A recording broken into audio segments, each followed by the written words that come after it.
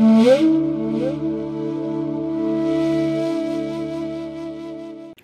श्री कृष्णा, राधे राधे। आप सभी भक्तों का हमारे चैनल हरिवचन में बहुत बहुत स्वागत है। आज मैं आपके लिए लेकर आई हूँ भागवत की एक बहुत ही सुंदर कथा।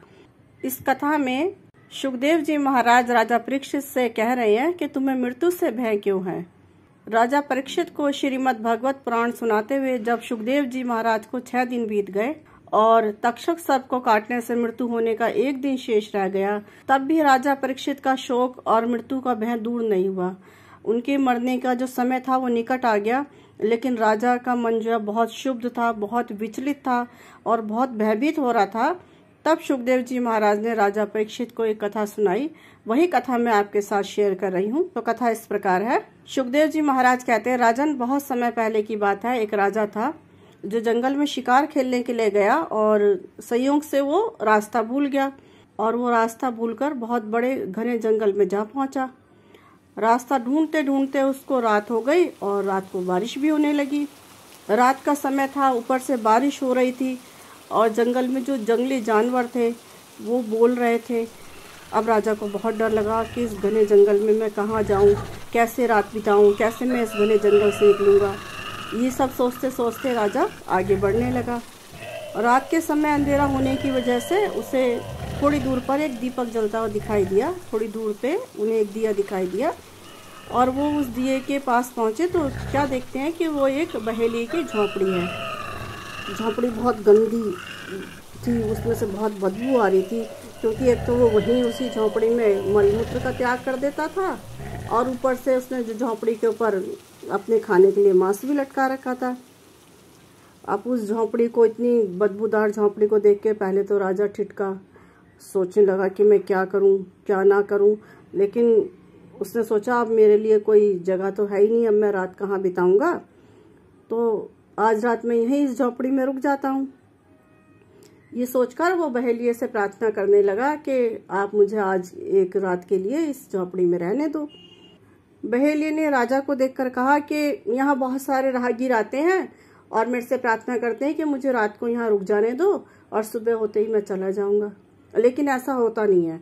जब वो रात को यहाँ रुकते हैं तो जो इस झोंपड़ी की दुर्गंध है वो उनके मन में, दिमाग में इस तरह बस जाती है कि वो इस झोंपड़ी को छोड़ के जाना ही नहीं चाहते और मेरे साथ बहुत झंझट करते हैं। इसलिए जो है मैं यहाँ किसी को इस झोंपड़ी में रहने नहीं देना चाहता। सभी इसी झोंपड़ी में रहते हैं और एक रात का कह के रहते हैं और फिर वापस नहीं जाते और मेरी झोंपड़ी पे जो है कब्जा जमा लेते हैं। मैं ऐसे झंझट में ना बहुत बार पड़ चुका हूँ, इसलिए मैं आपको यहाँ रहने नहीं दूंगा। राजा ने कहा कि अरे भाई, एक ही रात की बात है और मैं तुम्हारे साथ ऐसा नहीं करूँगा। मैं सुबह होते ही इस झोंपड़ी को छोड़ के चला जाऊँगा, ऐसा मैं तुम्हें वचन देता हूँ। अब राजा की बात सुनकर बहेली ने कहा, ठीक है, रुक जाओ एक रात के लिए। तो राजा उस झोंपड़ी में रुक गया। रात हुई, राजा एक कोने में जो है सो गए।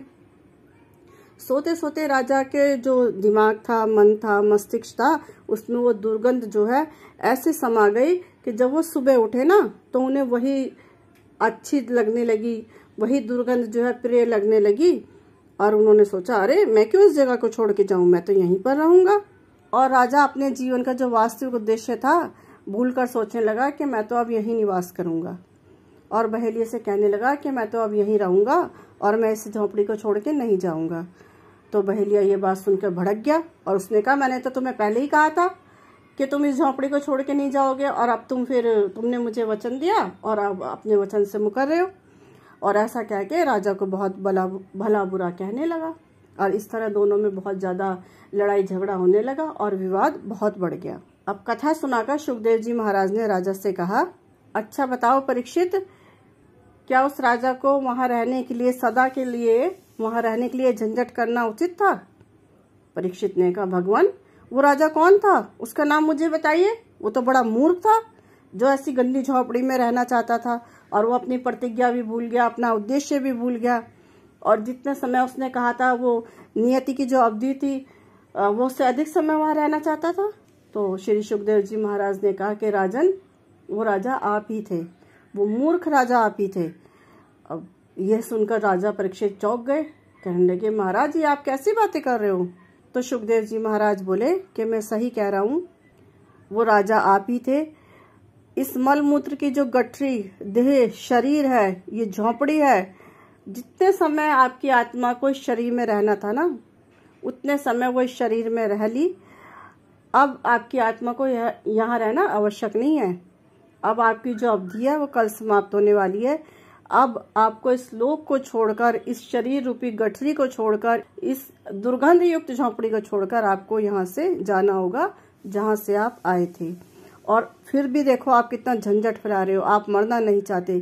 क्या ये आपकी मूर्खता नहीं है?